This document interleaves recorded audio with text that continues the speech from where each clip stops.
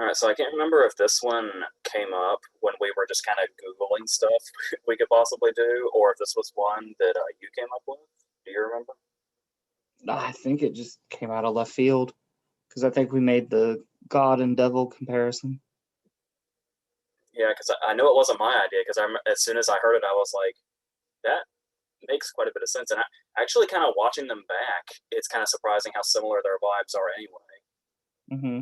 But despite or on top of the obvious comparisons you could make. It is, I mean, obviously there's a few things that come to mind, like when you think of like comedies about the devil or something, the George Burns fans might be disappointed that we went in this direction. And obviously Bedazzled is a remake of the Dudley Moore Peter Cook movie, which is actually one of the few things that I'm still blind to. To my understanding, that one's kind of more about the satire, and this one's more on, I guess, the slapstick angle, I guess you could call it. Which probably makes it more appropriate to Bruce Almighty, I would say. Mm-hmm. So, should we? Bedazzled came first chronologically, but do you want to start with Bruce Almighty? Sure. Kind of it's probably the more well known. I mean, there is this whole thing on the internet about people trying to do a resurgence for Brendan Fraser, which is which is which is kind of actually happening with like that Doom Patrol show or whatever. But this whole idea of thinking that Brendan Fraser was kind of, he was big at his time, but he was also kind of overlooked at the same time for how much value he could bring to a comedy. Whereas Bruce Almighty is something that you kind of still hear quoted now, and it's going on 18 years old this year. Mm-hmm. And obviously, Jim Carrey is like the master of starting catchphrases. I think a lot of it had to do with too that Carrey had kind of moved away from that kind of comedy for a few years because he had Truman and Man on the Moon. Me, Myself, and Irene was kind of there, but it was a little more vulgar. Like Jim Carrey, like for Bruce Almighty, he had returned back almost to like the Jim Carrey you could watch with your family. Yeah. And I remember, I was just saying right before we started recording that I remember vividly how this was in theaters, because this was at a time where you were like in your first year. You had just finished like your first year of working at the movie theater, so we could just pretty much see it whenever. And the way this played with a crowd, but even before that, when you talk about it kind of being a return, something that really gives me that vibe when I remember it is the initial reaction to the trailer. Mm-hmm. Because this was obviously before it was like everybody sees trailers online long before they see them in a theater anymore. And I remember that the trailer started with the words kind of building up that a human was going to be given God's power, and who could that possibly be? Who would be the most appropriate choice? And then it's that pan up when he's walking down the street. Mm-hmm. And I still vividly remember the reactions in the theater of the reveal that it was a new Jim Carrey movie. Mm-hmm. The kind of star power you don't see much anymore. Mm-hmm. But that's a whole other debate in itself. But as big as it was then, and I specifically remember crowds losing their shit every time we saw it. How do you think the comedy holds up as of now, 18 years later? I think it holds up fine. So I was trying to think if there's anything particularly dated about it. There's one aspect that I felt like made us seem really funny at the time, and interestingly enough, time has made us come full circle to why that joke was funny to begin with, at least to me, because I'm not sure about other people's familiarity with him. Were you? I know there was like the Daily Show and everything, and the Dana Carvey Show if you want to go really far back, but were you familiar at all with Steve Carell when this came out? No, because I hadn't started watching The Office yet. Yeah, because this predates the start of that by what, 3 years? And the thing about that is that because he was playing such a straight character, I just kind of assumed when I first saw it that Steve Carell was like a serious actor. Mm-hmm.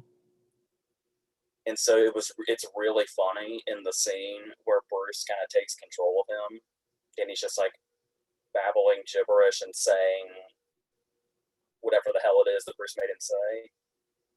And it seemed like such a contrast to the character. I think is why that was so funny at the time.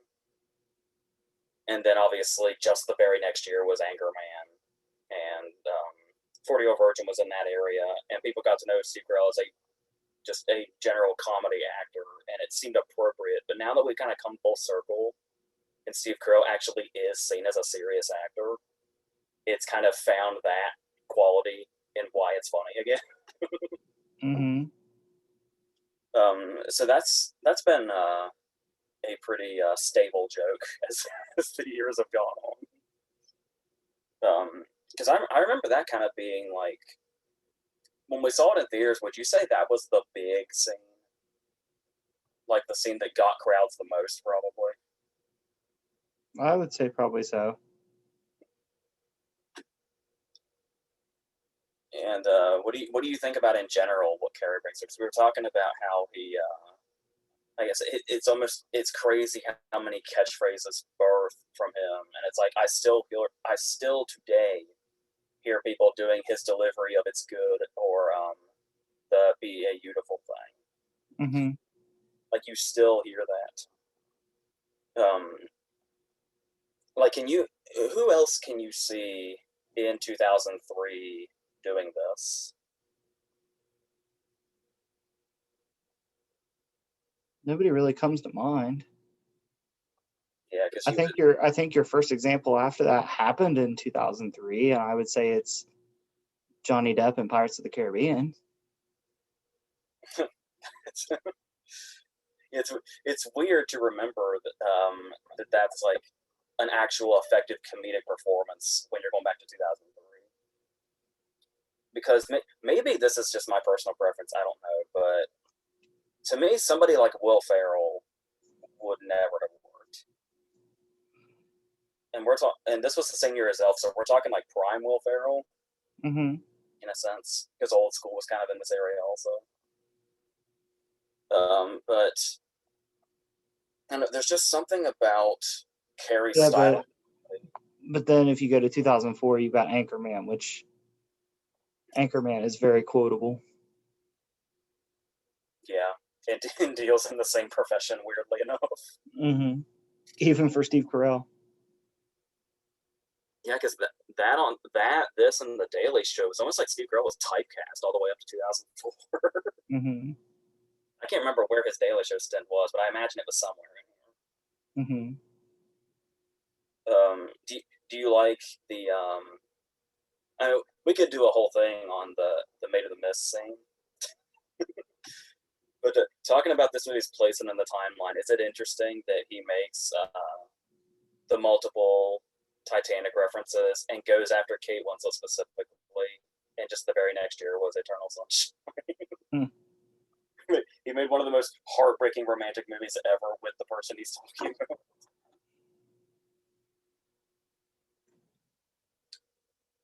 That's something that comes up a lot also in regards to things that Jim Carrey says that kind of have longevity.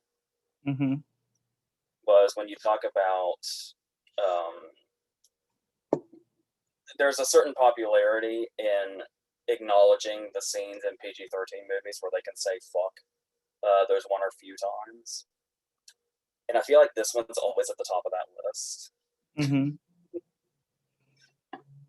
So but it also just comes out of left field. yeah, it builds perfectly to it. Mm-hmm. Like his anger and frustration, how it starts off in that like silent shock that this has happened to him, and then it goes into the subtle insults, then the not so subtle insults, to ripping his hat off, to having a full on meltdown, and then finally the fucker's line is the final punctuation mark. It's pretty much a perfect scene of a breakdown. And then we cut immediately to him being tossed out of the studio.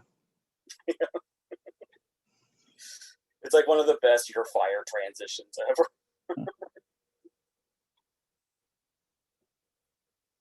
And then we get his sort of news life. I do have to bring up something here just real quick, just because it's something that's always been baffling. Apparently, this movie has a lot of deleted scenes. I guess many that were shot and many that weren't even shot. Do you have any theories if there was anything else to Eddie Jemisin's character? Because he's there in that hallway. He gives Philip Baker Hall a sandwich, and he says, "Jack, this is the Cadillac of balonies." Mm-hmm. And then we never see him again. He has his own individual credit in the opening credits. I'd like to think it is his character from Ocean's 11, like fulfilling his community service. That's actually a perfect theory. Why does his name in Ocean's 11 escape me? Oh, shit. I'm gonna know this when we're not recording. Livingston. Oh, as I say, you got me distracted now because I know this. I think it's Livingston Dell. Yes. Did that just come to you? Yeah, I started to Google it and then it just popped in my head. I love how that went from what is his name to first and last Mm-hmm. name. I remembered it was lengthy.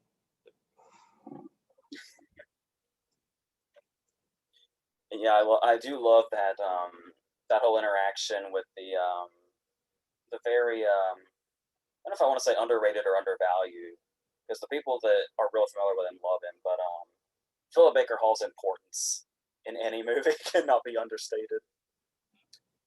And pretty much, and he could have just been kind of the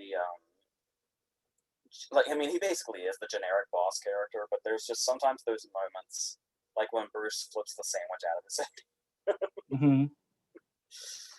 where it's like it's this really funny moment, but it's also, interestingly enough, this important character moment for Bruce to show us basically the kind of person that he is, and like kind of the pushover that he is.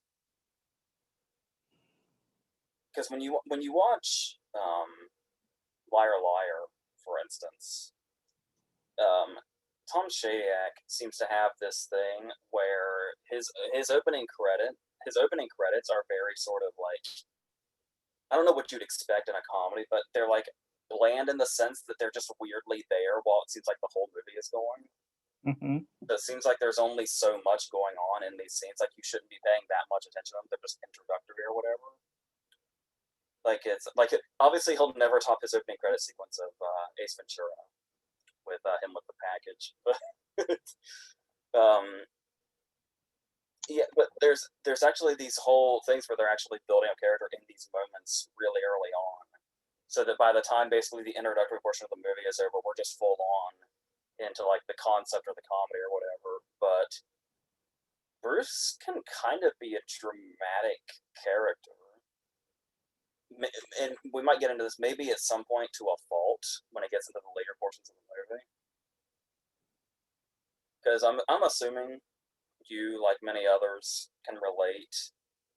Like it's weirdly relatable how when you basically feel like your entire life is shitting on you, Mm-hmm. for some reason the just instinct of many people is to curse God and say, like, this is your fault and stuff like that. Mm-hmm. I don't know why that's our sort of knee-jerk reaction, but to basically make like a whole concept around that is something I find really interesting, because I feel like at some point it's something everybody has done, even if you like don't believe, or you're like agnostic like I am. It's like just for some reason that's just such a reactionary thing to do, and it seems like everybody does it. Mm-hmm. I didn't know you were agnostic. Yeah. I don't think we've ever really talked about it. Yeah, I mean that's like I mean, it feels weird getting into this kind of conversation, but it's like it's kind of a movie that brings it up. Yeah. Well, I know for me, like that used to be a thing for me, but it's not so much anymore because I'm at this point I'm atheist.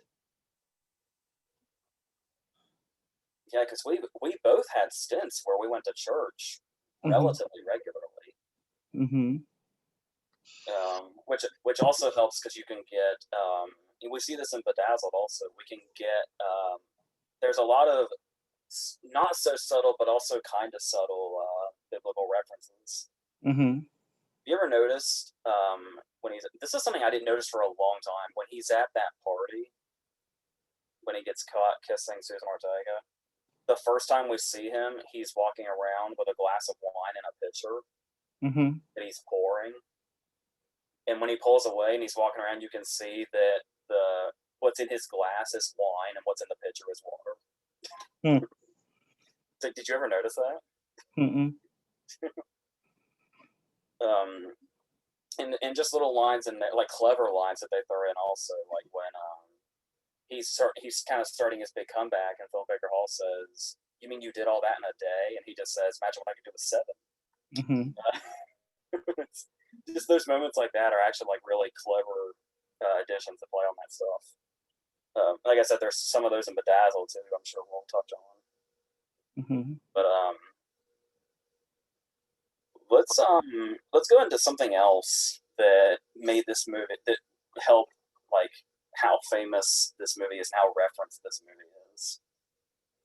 What do you think of Freeman?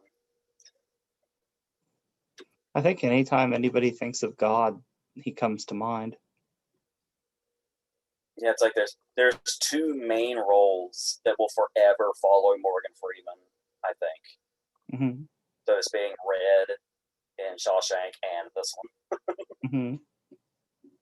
It's like whenever anybody makes a reference to narration, they say Freeman. I'd say Shawshank and March of the Penguins, I guess you could say. And a lot of times, if there's a reference to God, at some point, Morgan Freeman's probably going to get brought up. Mhm. It's weird to think that they initially wanted De Niro Mhm. because as great as De Niro is, I don't know that that would have had the staying power that Freeman as God has. I think what helps is De Niro. I mean, let's face it. I mean, Angel Heart did it. De Niro is more imaginable as the devil, Yeah, and it's like Freeman has like that warmth that you would want. ironically. Mhm. Yeah, because it is like there's especially those scenes where this is another detail I really like the scene after the party has gone awry and he says like the game's called on account of rain and the sprinklers start in. Mhm. He just kind of sits in it like he's sitting in the rain, and then Freeman's there sitting next to him.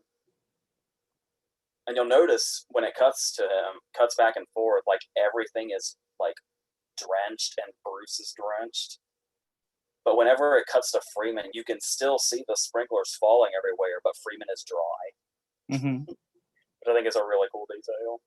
Mhm. And just really just kind of the way he talks to him, I guess. Because you do get the sense that he's capable of potential wrath when he says stuff like when he's kind of walking towards Bruce and he says, you've been calling me out for a while and frankly I'm getting sick of it. Mhm. It almost seems like something bad's about to happen. Mhm. But then there are those moments when he just says, when he's explaining the rules to him and he's talking about free will, and he says, like, can I ask why? The way Freeman just says, yes, you can, and that's the beauty of it. And how he jokes with him about his catchphrases and everything. Mhm. And the clapper running joke. There's so many. This is a movie of running jokes. Mhm. Like there's the clapper, there's the dog. Even the kid in Aniston's class that keeps eating shit he's not supposed to. There's just running jokes in every aspect of this movie. And interestingly, they all Is there one that wears out its welcome? Because I can't think of one. Not that I can think of. I mean, I would say the closest would be the dog using the toilet, just because it feels a little lowbrow. But I mean, I don't feel like it overstays its welcomeness, and it has like a perfect build. Because the fact that he pisses everywhere is already like set up, and then him pissing in the this is a weird conversation. It's just him pissing in the toilet is its own payoff to that, and then we have the final payoff when Aniston walks in on him. Mm-hmm. It's like it's low brow, yet still perfectly set up. So can you fault it?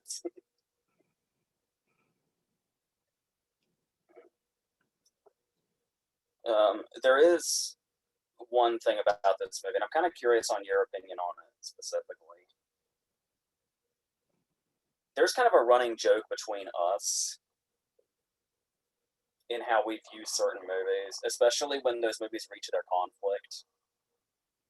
And this is a running joke that we've dubbed the boring shit, Mm-hmm.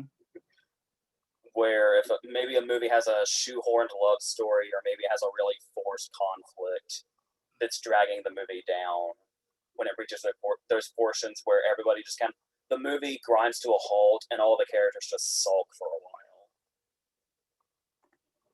while. And it's, in comedies especially have these stretches in them. This also seems to happen in the older Batman movies when Bruce Wayne goes on a date. Yes. Or the Bond movies, you could throw in that as well. Mm-hmm. It's really just a question of, it's kind of like when we talk about the '66 Batman, and we see we Which is see the where it pirate. originated. Yes, I was gonna say, I'm pretty sure that was the origin. Mm-hmm. It's like when you watch the '66 Batman, you see the Pirates with the Violins. We're gonna be grinding to a halt for a little bit. Not to say that Adam West and Lee Meriwether didn't have some sort of chemistry, but so many movies kind of have those portions. Do you think there's something that resonates with the love story between Bruce and Grace, and when it's in turmoil, or do you classify that as the boring shit?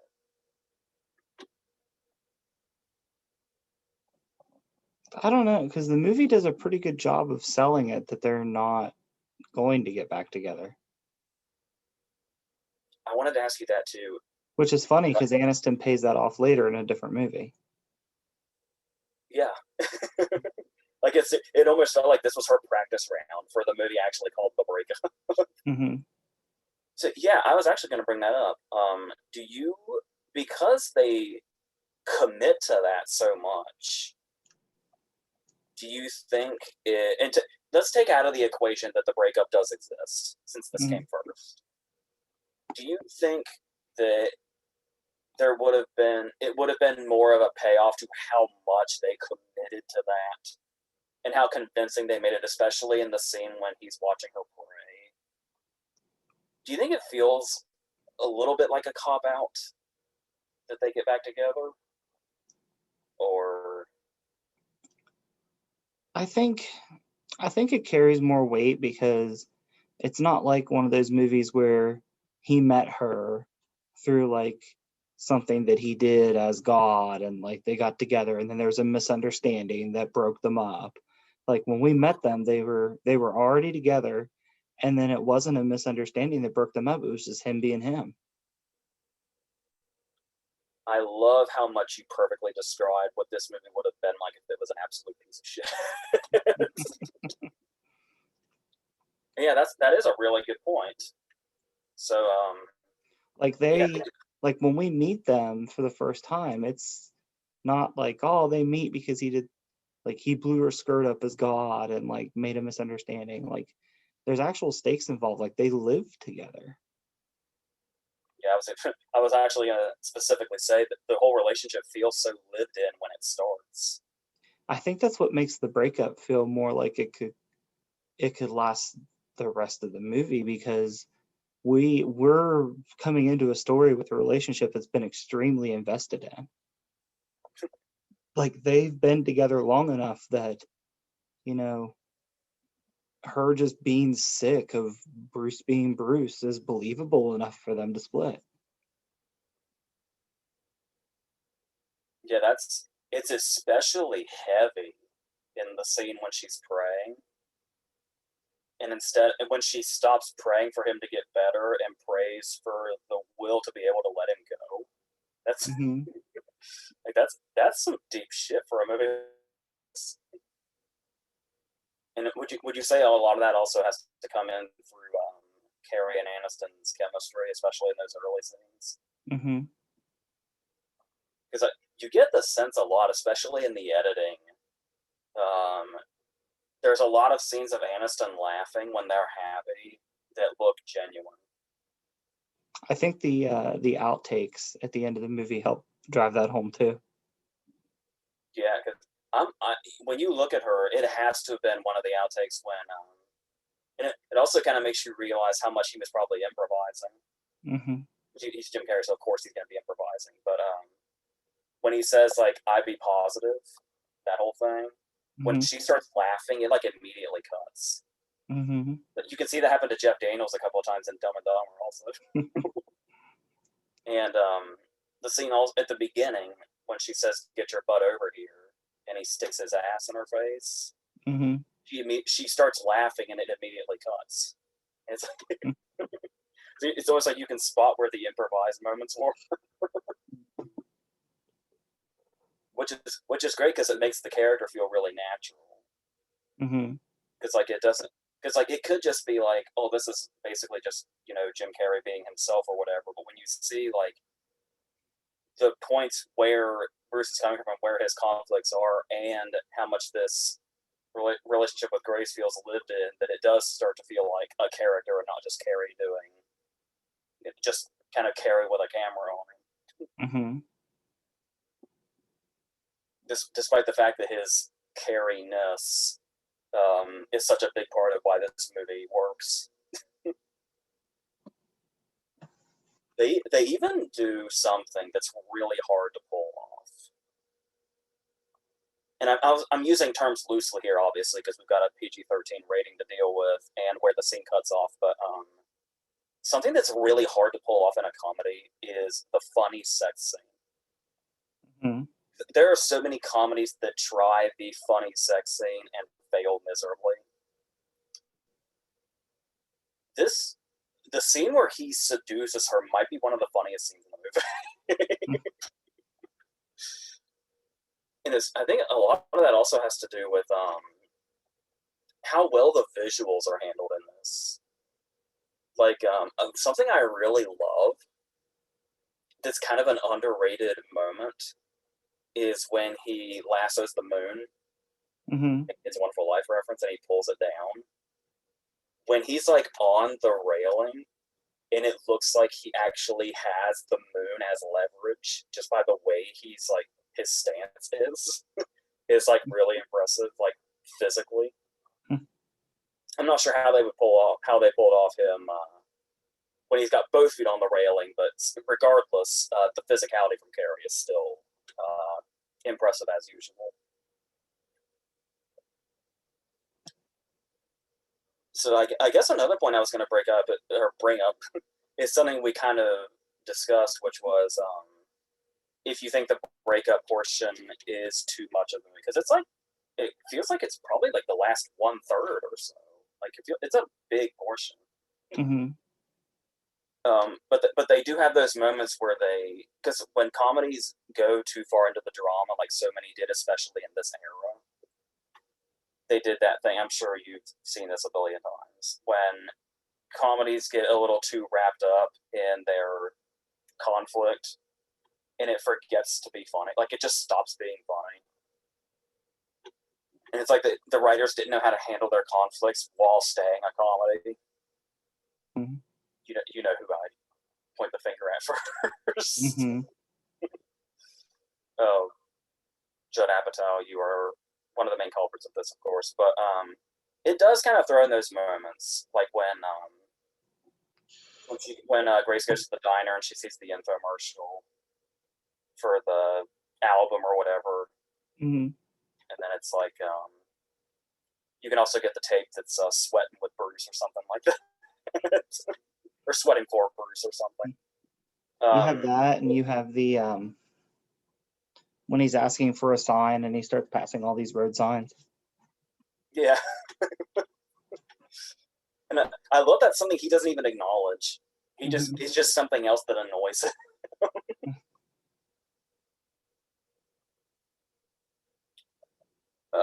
So yeah, and at the end of the day, it's just still really funny.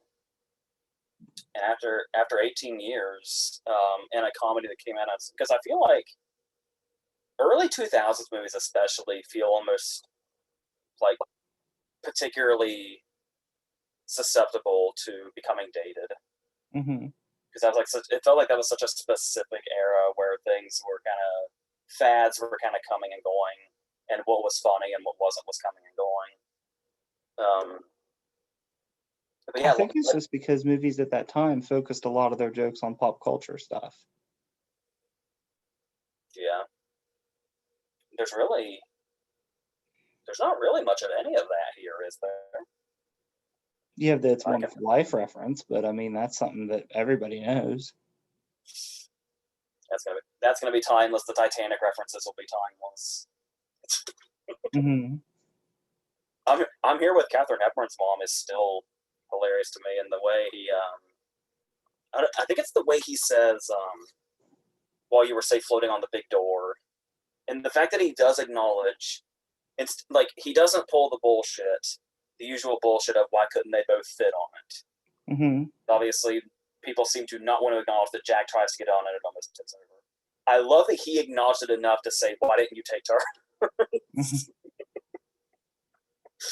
It's like even Bruce Nolan knows that Jack tried to get on and couldn't. Oh, there is one more thing I wanted to bring up, and maybe you can help me elaborate on if something comes to mind. I mentioned at the start that Bedazzled is a remake, and it's obvious it's a remake of a movie from like the late '60s, like '67 or '68, somewhere in there. Bruce Almighty is based on a book called Almighty Me. Hmm. For some reason, isn't mentioned in the credits, but apart from that, something that always really struck me about this movie is I've always been able to visualize it as Bruce Almighty. Do you get the sense it kind of feels like a remake of a classic movie?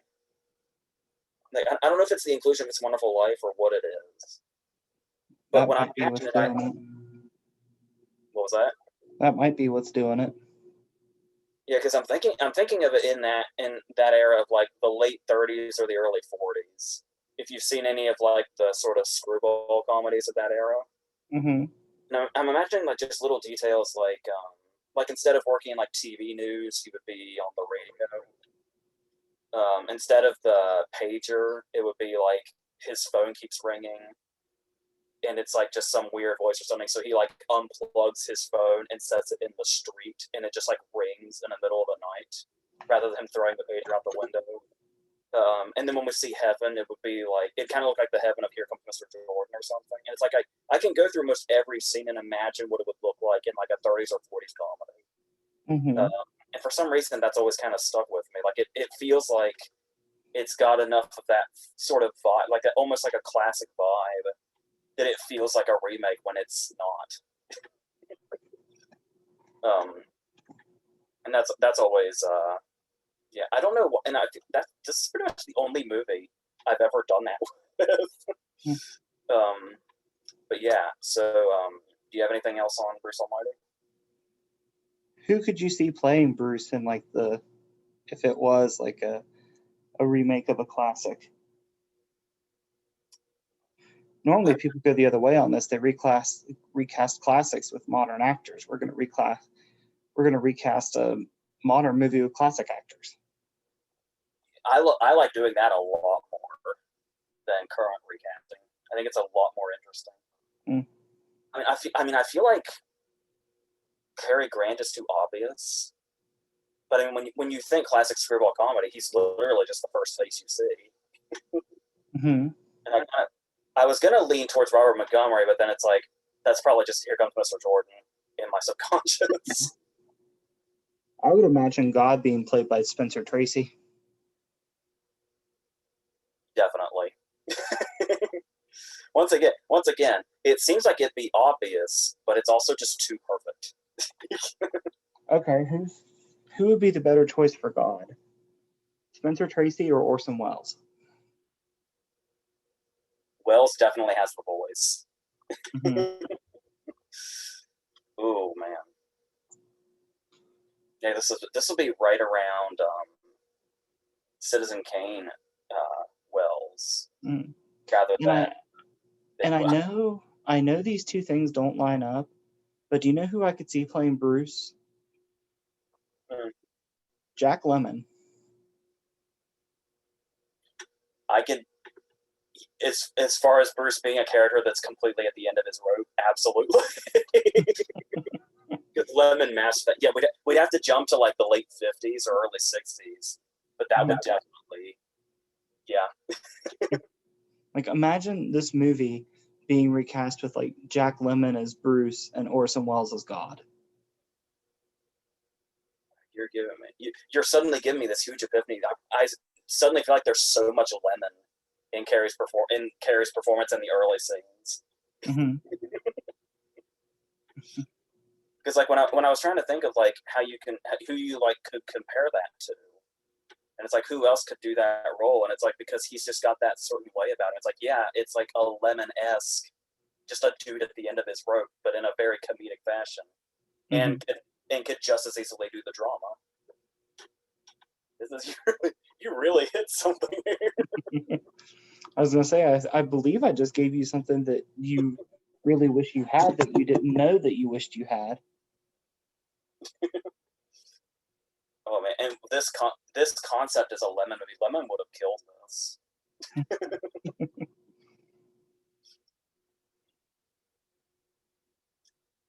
So, is that the extent of Bruce Almighty? Yeah, I would say so. All right, then let's go on to Bedazzled, which is I remember specifically it came out in 2000 because it was a case of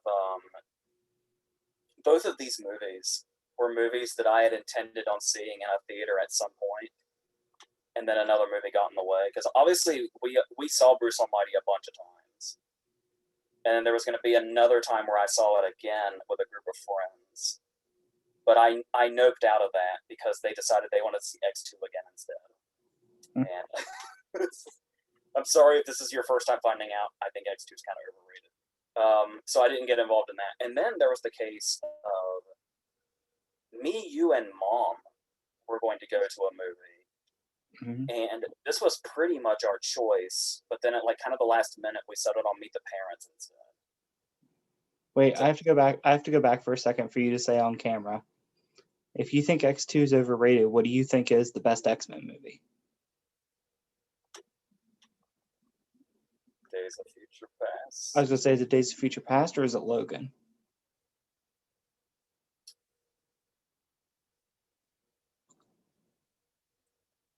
Oh, this is a random video to get put on the spot here. Me and you were actually planning on doing like an X-Men video. Mm-hmm. So I'm gonna cop out and say I'll decide that whenever that is. But yes. So what are your initial thoughts on Bedazzled? It definitely feels like it was made in the 2000s, and I don't know if it's because of Brendan Fraser or not.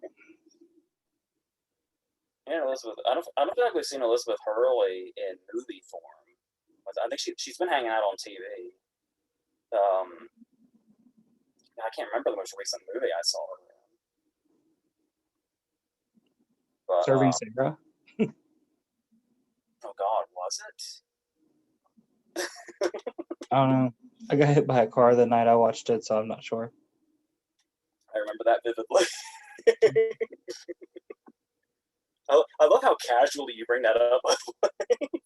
Because Mm-hmm. I don't know how many people watching this will know how fucking serious you are. I dropped that little nugget in front of the little one the other day, and she asked me if I needed to go to the hospital. And I was like, that was like 15 years ago. Well, I hate to make you feel old, but next year it will have been 20 years ago. So. Yeah. Oh, that's real depressing. Speaking of inching closer and closer to death, let's go back to heaven and hell. um, this movie is brought to us by Harold Ramis, Mm-hmm. who obviously was a fantastic. I actually considered briefly doing a movie by movie series on him, like starting with Caddyshack and going forward. Mm-hmm. Then I was like, I could probably just break those up into stuff like this. So another one I really want to talk about is the Ice Harvest, but I'll get to the rest of his stuff eventually, surely. But and while we're on the topic of Harold Ramis being the director of this, I was talking about how kind of boring and generic the opening credits are for Bruce Almighty. I really love the opening credits to this, which are very inspired. The whole thing about pointing out the sinners and saints and what their sort of quirks are, good or bad. Mm-hmm. And we just kind of eventually find our way to Elliot through a process of elimination. If Elliot Richards were a real person and you worked with him in an office setting, would you be more like Toby Huss and Orlando Jones, or would you kind of feel bad for him? I don't know. It would depend on the day. Yeah, it feels like kind of a perfect balance of being able to relate to the coworkers and feeling genuinely sorry for them.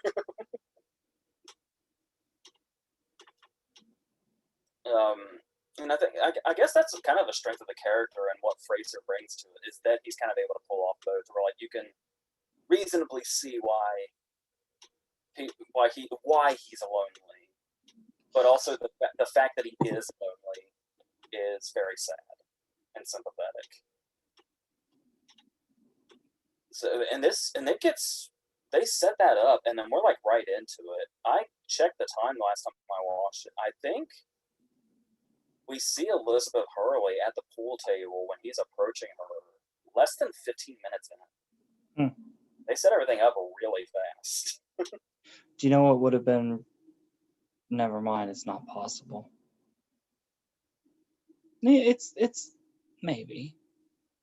The time wouldn't make sense, but they should have introduced her at 6 minutes and 66 seconds into the movie. So essentially 7 minutes and 6 seconds. I say that's something that's like begging to be on IMDb's trivia page. Mm-hmm. Like I said, when you break it up into the minutes, you could make it happen. Mm-hmm. Even if it's one of those, even if she does like a Tyler Durden thing and she just like walks by. Mm-hmm. Yes, they still do get to the point very quickly. I don't know if I just felt like this movie was longer when I was younger, but it was only recently I realized like just how kind of short it is. I don't know if it's because also that like so much happens in it, like how each wit is almost like its own individual story. It's almost like the way it's done. It's almost like an anthology movie. Yeah, because I especially love that for the drug lord sequence, mm-hmm. because it can seem like they're not using their concept wisely the way they do that. But I actually think it's really funny the way this like builds, like, to the point that the drug lord section not only is its own story, but has like plot twists and everything. Mm-hmm. And the fact that like the whole thing is like building up to it slowly dawning on him what's going on exactly. And that's kind of a thing that goes on. Like you could say that the movie might be kind of repetitive, because once that sets it up, you're just kind of watching every sequence, waiting for what the unfortunate turn is, or where the witch is getting twisted. Even so much to the point that Elliot even calls it out. Yeah, it's like the progression throughout the movie where he's just like, they don't even wait. By the time he's Lincoln, they're not even wasting time anymore.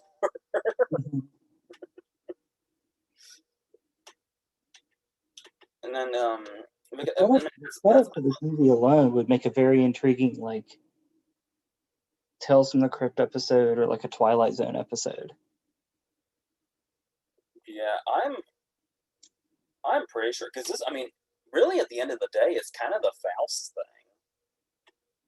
So there is a genie episode of the Twilight Zone that is a lot like this, where like it's the case where like he wishes to be powerful, and it turns out that he's like fucking Hitler.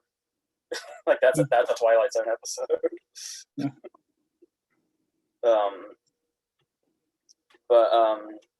Yeah, and what I also like about them being their own individual things is some payoffs later. Like when he, like how, first the whole reveal of the drug lord thing, and then how it's its own story with its own plot twists and everything. And then by the time we're getting closer to the end of the movie, and she tells him to count his wishes so he knows where he is, and he's so nonchalantly counting them, and when he just says like, and the Colombian drug lord was 5. He just says it's, that was a whole thing that happened. It's just this nonchalant thing to recount. I do also love the some of the details, like when he rips off half of his mustache, which would normally be treated as like a cartoon character kind of joke, where characters are harmed, and then in the next scene they're just normal again. But he puts that little Band-Aid on the mustache where he ripped it off, and it just stays there for the rest of the sequence. Do you have a sort of favorite wish sequence? I like when he's the basketball player. I think that's mine too. Because we were talking about how, to my understanding, since I haven't watched it yet, how the original movie apparently focuses a lot on satire, more than like kind of the slapstick angle. And the way this does like kind of satirize the whole thing of like he's the athlete and he's kind of got that brutish way about him. He only has like 3 sentences that he says on a loop, just interchanging. And I love Orlando Jones and Toby Cost as the commentators. And the after the game interview, the whole thing is gold. His appearance, like which by the way is a really good sort of visual gag when we get like comparative shots that are far away enough to where we can see just how huge he is. There's even that moment during the interview when he's just kind of saying the same 3 things on a loop, and then the interviewer says something about like, well, it even goes beyond that. Like it kind of transcends the word good, and he's like trying to get him to elaborate, and he just kind of stands there and stares at him in silence because he has nothing else to say. And it just kind of feels like the perfect parody of that, that doesn't go on for too long or anything like that. Maybe the locker room scene goes on a little too long, but that's also seems like it's building up the punchline. It's in the way that he goes back into Encino Man caveman mode when he can't get the pager to work. I love that he's like, even though he's still Elliot, he's actually dumber. To where he can't remember the numbers.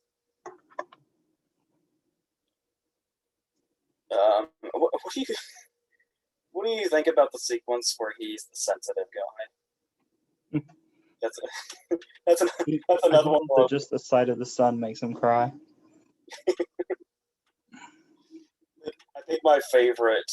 That's another one of those jokes where like it starts off funny, and then it wears itself down because they use it so much, and then there's that final moment when she's leaving with the jocks, and he's already weeping, and he looks at the sun again, and it intensifies his crying. Then it's funny again. It's like in like the span of like 3 minutes, the joke was funny, then stalled, and then was funny again.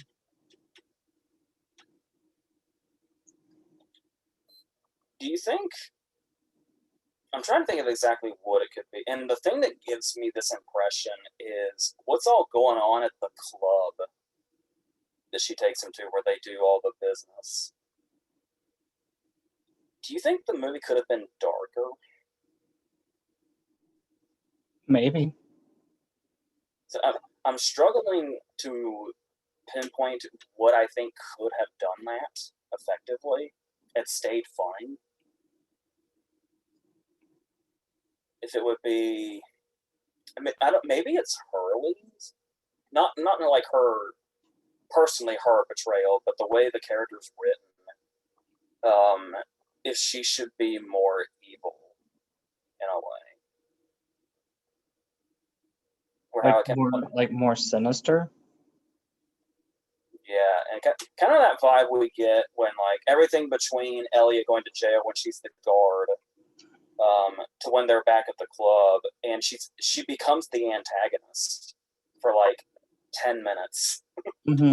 like the full on antagonist. If they could have maybe run with that and taken it into some dark directions, like it feels like there's like some sort of bite missing, isn't there? Yeah, I would say so, but I don't know. I don't know how you'd resolve it and get it back to where you need it to be. Yeah, because and I think that's what Ramus's handling of this does well is that it finds a tone, and it doesn't really get like it deals with some stuff. Like I said, we kind of see her turn into an antagonist, and there's some genuine dramatic moments like the Gabriel gas in the cell, and it's strongly implied that the dude is God. Mm-hmm. And it does kind of have like that sort of downbeat moment, but it's like it doesn't feel like the movie strays from its tone. Like if like I would feel like for me to want to criticize it harder for not being dark, it would have to give us more hints of a darkness that it could have had. But the fact that it does have a consistent tone, more or less, kind of saves that from being too much of a problem. And it's like at that point, you just kind of either accept the movie as it is or you don't. Mm-hmm. Because there's not a lot of promise of dark, like with the exception of the club just being a really weird setting. But apart from that, it kind of stays within its tone pretty well.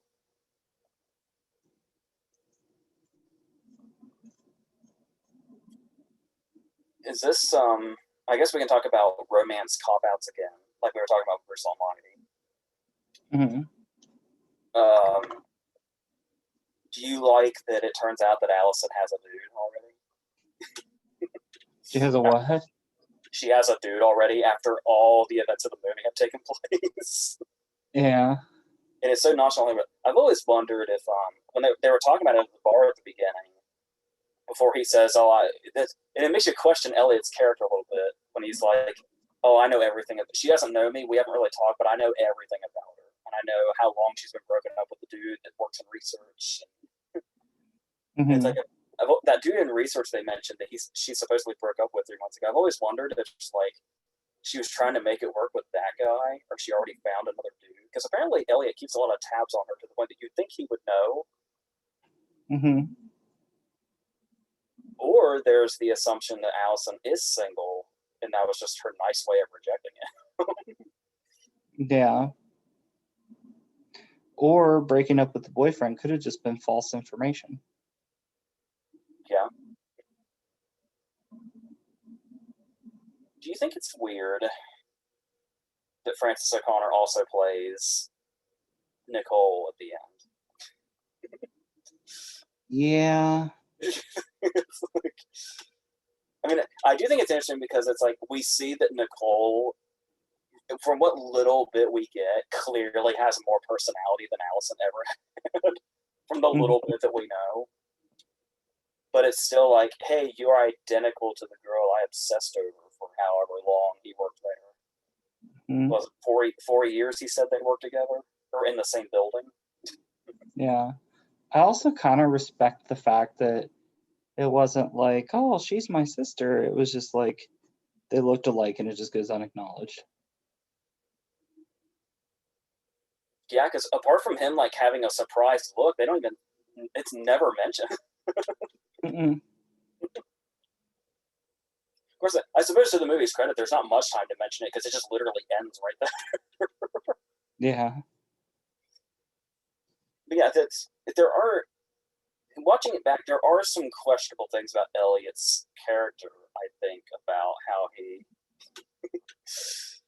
he might as well have stalked Allison from a distance, and the whole thing of he ends up with a girl that looks identical to her right after he's getting over her. He definitely, like, I feel like off screen and before we started our story, he definitely dove into like Robin Williams and 1 hour photo levels of creepy. They have similar glasses. That Elliot having those glasses when he was at work was a conscious choice by whoever was in charge of them. So maybe his coworkers were onto something. Maybe. Like I said, then you get that moment in the parking lot where Hurley talks about how he cries himself to sleep at night, and you're like, well, man, I genuinely feel bad for him, as fucking weird as he is. But then I guess you could say it's his redemption, that he like sacrifices his last wish on her and does it selflessly. Mm-hmm. It's such a weird detail that he ends up with a girl that's identical. Mm-hmm. Or is Nicole a supernatural entity brought forth by the devil to basically reward Elliot for his sacrifice? Where he gets Allison, but he doesn't quite get Allison. The world may never know. There's so many things we've brought up that I'm just going to assume are canon now. That and the Eddie Jemison is his Ocean's 11 character in Bruce Almighty. Those are canon now. I'm calling that's official. So, do you have a preference between the two movies? I'd say Bruce Almighty holds up a little better, but Bedazzled is helped along by the fact that it is Harold Ramis, and despite what people feel about Brendan Fraser, he always comes off as very likable in his movies for the most part. Like, if you want his character to be likable, he can deliver that. Yeah, we should probably give him a lot of credit for the fact that Elliot doesn't always come off as a creeper. Mm-hmm. Because his likability comes through so much. What do you think of Brendan Fraser as an actor? I don't know that I'm completely on board with this whole thing about how he's been this giant misunderstood talent the whole time. Because, I mean, we still had stuff like Dudley Do Right and Furry Vengeance and stuff like that in there. Mm-hmm. I think his likability, like just really the peak of what he can do as far as being likable and a comedic actor was Blast from the Past, which is kind of underrated. Mm-hmm. But yeah, he's fine. I never like disliked him, but okay. Well, you got to remember also, I'm somebody that's not. It's a sacrilege to so many people. I just in general didn't really care for Stephen Sommers' mummy movies. Mm-hmm. And I know people treat the first mummy movie like it's the Holy Grail, which is something I've never really latched onto. Because a lot of people have argued that if his success from the Mummy had continued, he could have had a number of roles that were almost like Indiana Jones like, and he could have Mm-hmm. been like an action hero. And I don't disagree with that. I can't say how I would have felt about these potential other movies since The Mummy's not really my thing anyway. But um, yeah, where do you stand on that front?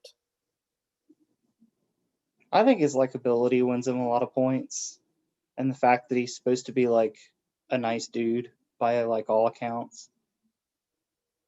Yeah, it does add that when you read about how just completely fucked over he's been in the business so many times, Mm-hmm. like in his personal life and otherwise.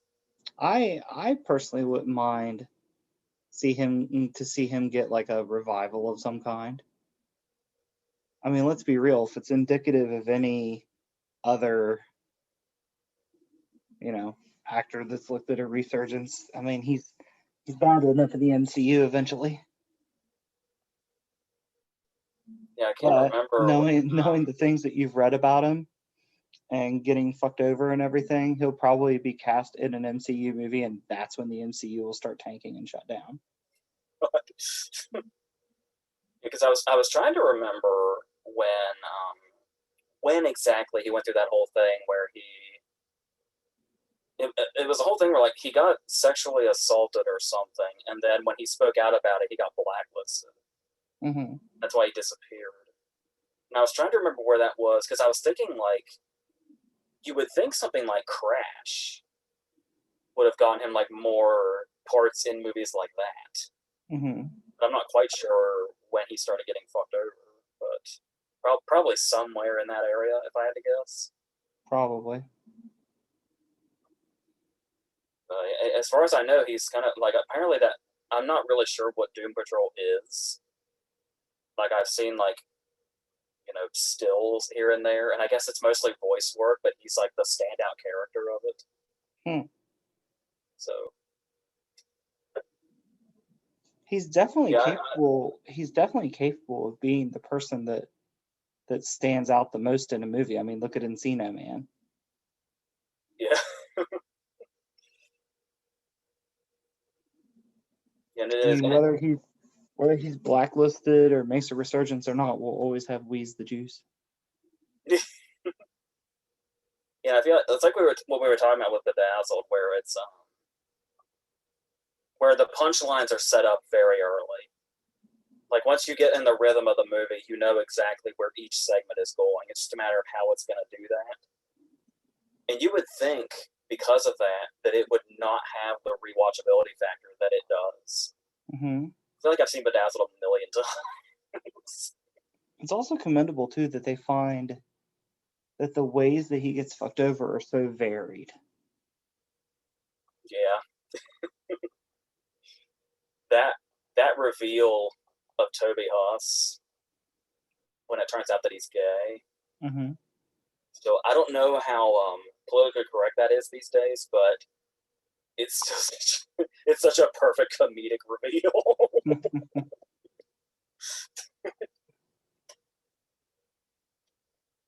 So I am with you. I do prefer Bruce Almighty, and it may. I was prepared to criticize this, but it may that partially may be due to how well Bruce Almighty does handle its dramatic portions. Mm-hmm. Gives it more like emotional weight. Even though, like I said, the Gabriel Cassius scene in the jail cell in Bedazzled is really good too. Mm-hmm. And not too long. Like I was saying, how the conflict in Bruce Almighty is like the entire last third, especially when like the riots start to come into play and everything. Mm-hmm. All the repercussions of what he's been doing.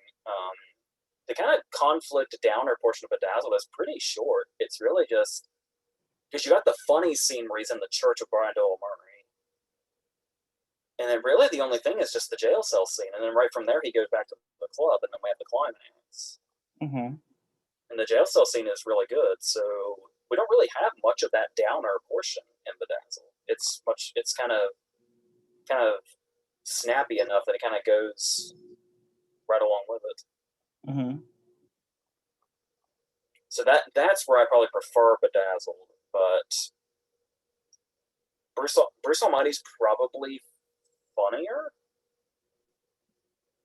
but the stuff that's really funny in Bedazzled is really fucking funny. and of course, the first thing I think of when I say that is the whole basketball portion. Especially when he's constantly defying gravity. Mm-hmm. Um, Let's not forget the massive amount of sweat that comes out of him.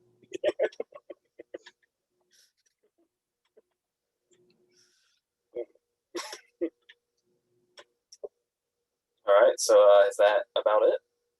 I think so. All right, this is one we can cross off of that long list we made. But we still got plenty we can do, and other ones that kind of come to us spontaneously. So there was another one that came to mind recently that I was going to consider. I don't know if you want to tell you now or afterwards, but it's one we talked about a long time ago, but we never did it yet. But I could see us making that one happen before too long. So until that, it's pretty much just the usual shit coming. So award stuff and reviews and whatever else. So do you have anything else to add? Mm-mm. All right, I think that's it.